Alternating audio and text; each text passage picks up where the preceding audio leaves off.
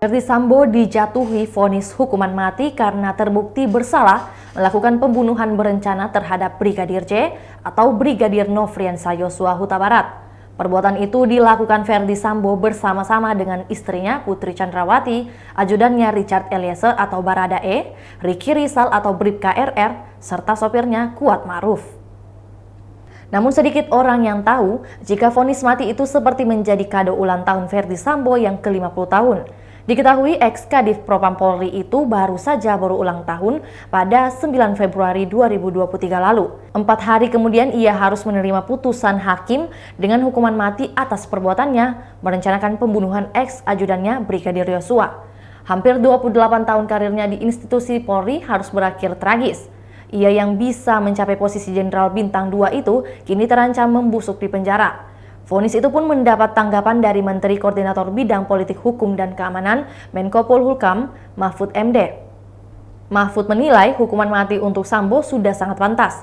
Ia melihat dari kejahatan yang dilakukan kemudian direncanakan secara kejam. Lalu para pembelanya yang menurut Mahfud lebih banyak mendramatisir fakta. Mahfud pun memberikan jempol buat hakim karena independen dan tanpa beban memberikan hukuman.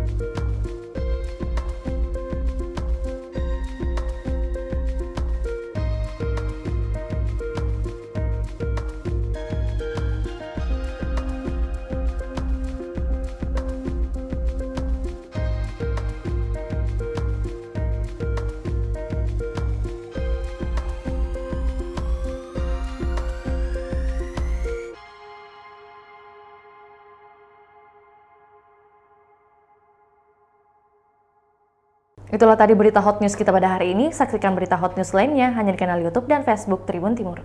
Terima kasih sudah nonton. Jangan lupa like, subscribe, dan share ya.